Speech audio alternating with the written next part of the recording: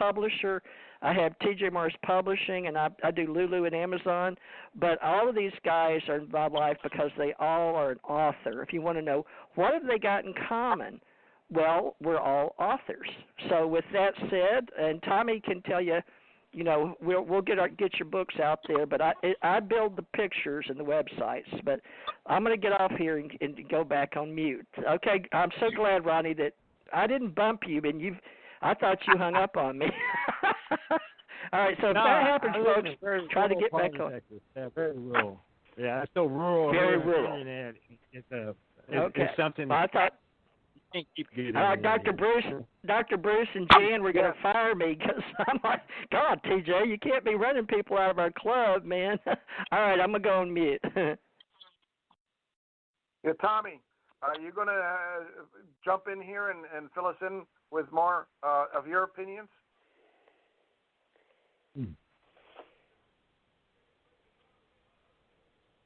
I guess he's off. I wonder if he's still connected now. No, can you hear me? You can't hear me? Hello? I can now. I can now. Oh, all right. Okay. So, yeah, I've been involved with this since I was 6 years old. It wasn't something that I wanted to do. But what happened, I was pulled into it at 6 in the hospital. My brother was having his tonsils out, and so was I. And the story starts in my life when a ship was coming to abduct my brother. And I kind of went to the window where the ship was and put my hands on the window, and then the ship shot right back out into space. So that's how it started. But then from then on, I kind of was being pulled into a lot of different directions at the same time, including working with a deity, working with different spirits and things like that. But by the time I was 14, I was doing Ghostbusting in New York City. I was doing hypnosis at 15. So I got involved with, I was one of the first people, and I probably was the first person in the United States to actually start doing past life regression when I was really young. I tried to figure out a word about it, and I came up with that. I know a woman came out and said she created it about 10 years later, but I didn't go public with it. I was doing people that I know and working that way. I never did anything I did to make money. I wrote my first book just to bring truth out. My second book was about truth, my truth, and then my third book was about truth. I use the word truth more than anything because I feel I have to put the truth out there. What I perceive, what I experience, and what I know as fact for myself. Sure, some people will not agree. I mean, the first alien being that I saw, I was 12, and I hate to admit it, James Gillen of the East City Ranch, his first alien that he saw is very similar because he talked about a person, kind of human body form with a cat's head, and that's the first thing I ever saw as well. So, I mean, his experiences with that was a little different than mine. I mean, I actually had a friend with me, and we both saw it. We were chasing it with a bat. We thought we were, and it went right through the door, and it went up in a saddle in a spaceship. So that's how it starts for me. I mean, but when I dealt with people, I got more involved with this and being pulled into a lot of different directions. I work with probably 2,000 people that were abducted, girls mostly, that lost their children and things like that. So I never needed truth, and I didn't have to search for it, and I wasn't out trying to promote it. I was just trying to help the people that I know that experienced it. And with the way it is today, everybody's allowed to come out and say it. They won't be put in the nut house right away, even though they will be put in the nut house if they have any real important information. I'll say one name, and people really need to search this out, and if they really care, he's in the nut house in Long Island. He was arrested due to the idea they said he had uranium and he was going to kill people. But he had the most incredible video I ever saw of a ship crash and with the aliens around it.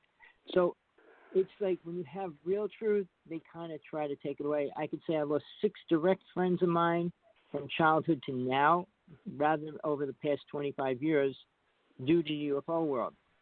Now, when people come out and say they have experiences, everybody's having them. How really important to the world are they? Some experiences are important to the individual. So when we talk about these aliens that come to us, what are they really teaching us? What can we bring to the world? What will help us with that information? I mean, I can go into the big famous name people and what they say. I said, we need to bring something together that's going to help us, because when they do come, which race are we going to work with? I mean, I'm going to just say this real fast because I don't want to take up too much time. In the past couple of days, one of the most people friendship I made in a while was directly talking with me live when they were giving me pictures of a ship over the house, and then they showed me pictures of the alien that was coming around the house. So I saw a race I never saw before, but I saw it directly. So, and it was being videotaped, so it's not like it was somebody's dream, somebody's bad experience. That video can't come out for a while. When it does, it'll open more people's eyes, because the Hopi people talked about a certain race, which it was. And the Hopi people are the oldest people in the United States that have been here forever, have never been brought here. So when you talk about aliens, what are aliens? I mean, if they look the same, are they aliens or are they not? Like the Plejans are us from the future. They look like us. I mean, most races do not look anything even close to us, eat like us, or dress like us. So I'm going to give it back, but we need to put this together as far as what can really help us. I'm more concerned about helping the world. I mean, sure, we've got problems with Trump and the elections and things like that, but just what's going on around that, what our government's allowing to happen. And this is the last thing I'll say. The U.S. government, specifically the Navy, came out and just said a couple of days ago they will not release any information pertaining to UFOs and secret stuff going on because it would be destructive to the United States. So that's their viewpoint on disclosure about aliens. So with that, I'll give it back to TJ. And Bruce, sorry. Yes. Well, thank you, Tommy, for bringing us up to date on what your involvement in it is. And I, on the other hand, have experienced some things. You have experienced some of these things, Tommy, with me out in the Wallkill River Valley. And I came out with a book recently last year called Unconventional Aerial Phenomena in the Hudson and Wallkill River Valley of New York, in which I document at least 137 close encounters. Now, I believe Jan was saying that close encounters have sort of dropped off in this millennium, and most of my close encounters were occurring in the 1990s. So that sort of fits in with his idea because they tapered off and stopped by 2003. And I've documented most of the things that I've encountered with photographs and video and pictures that are in my book. And for anybody who's interested in seeing what is going on there in that part of the world. But what is different is that most of the craft that I witnessed and photographed are angular craft in the shape of triangles or diamond shapes, and some of them are even in the shape of conventional aircraft, but they can fold up wings and stabilizers and appear to be a cigar shape type of craft. And they differ from what we see in many other parts of the country and the world in the sense that they have their underground bases right there in the valley, and most people don't even realize it, that these ships are coming out of the ground and going into the ground, into their underground bases with impunity.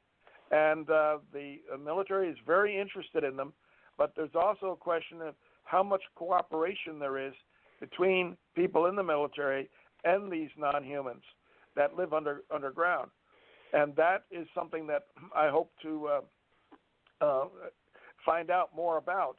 But there's no question that there seems to be some connection. and the question of how many of these sightings that we see are what we call ARVs versus ETVs. ETV is extraterrestrial vehicle. ARV is alien reproduction vehicle. And we actually had performances authorized by the Pentagon for Skunk Works to give us a demonstration of the TR-3B, their triangular anti-gravity craft. And that video is online on my Buford website, and I'm going to be showing it at the UFO Mega Convention in Laughlin this next month. but most people wouldn't expect the government to reveal something of that magnitude before cameras, and yet that seems to be part of the way the disclosure is happening in drips and drabs over time. What do you think, Tommy? Sorry about that. Yeah, I think. And Jan, have you? I mean, a lot of these triangular craft that we are seeing, the increase in numbers, many people now begin to think that they are our own military hardware, and so if what we witnessed and recorded on film is for real, is a military craft, then our military has a lot more technology than the public is aware of, and that could be one major reason why the military will not disclose, because that would put the United States into great jeopardy with our enemies around the world. John, I'll let you go. I just want to say one thing real fast. I'm in Hawaii. I'm on the Big Island. I was in town at the bank on the far end of, it's called Hilo, the town, and on the side of that's the mountain. So I was going to a bank that was closed down. I didn't know it was closed down, so I'm walking out of the bank. Around the side, this giant black triangle came out at 12 o'clock in the middle of the day. It came right out of the mountain. It was super large. I would say it was like a 747, but it was a black triangle. The only thing that was so bad, which I couldn't understand, it was the loudest thing I ever heard. It was blowing my eardrums out. And when I reached for my I had two different cameras on me, and I grabbed one of them. It was blank, and the other one was blank. But within 5 seconds, it was clearly gone. I mean, it was directly over my head, maybe 100 feet when it was above my head. But when I looked, it was gone out into space within like 4 to 5 seconds. So the technology of that ship was, and I'm sure it was, government, Hawaii government, but how fast it disappeared was amazing. But what I found out, most of the people in town didn't hear it. I mean, I was directly under it. But yeah, I asked people in town, did you hear that? Did you hear what? Hear what? Hear what? I mean, Hilo's a really busy town, noisy and everything, but the noise almost blew my eardrums out. And like we know most of the things that we see and hear don't have any noise. But right. I just wanted to throw that in.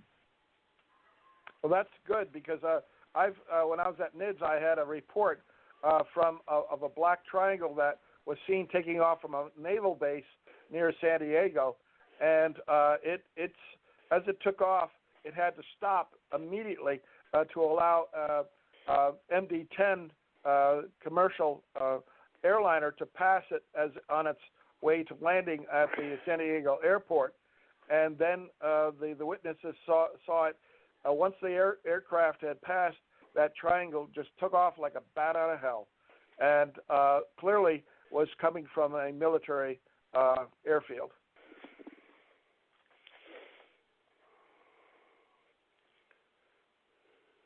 So we have this technology, and that is one of the reasons I think that the military cannot disclose too much. Otherwise, they're going to expose our own vulnerability to our enemies. Right. Hey, are you guys familiar with the Wilson leak? Did y'all hear anything on that? Yeah, I've heard about that. Yes. Yeah, about the Space Force or the Solar Warden stuff. Yeah. It's a part of the government that's like it doesn't have any oversight on spending or anything, and they work just outside the government, where even it's not even listed in top secret. So the government has no right to the information. All they do is fund it, and it's private industry that is doing all the research on the alien technology that they supposedly have. And, I got a good friend that's been up close and personal with those documents and stuff. And it's like, well, that tells you right there that our government is in. There's no telling what we have out there, because they've been working on it a long time. Right. So, and I know, going back to the 30s and the Nazis, they were working with it too.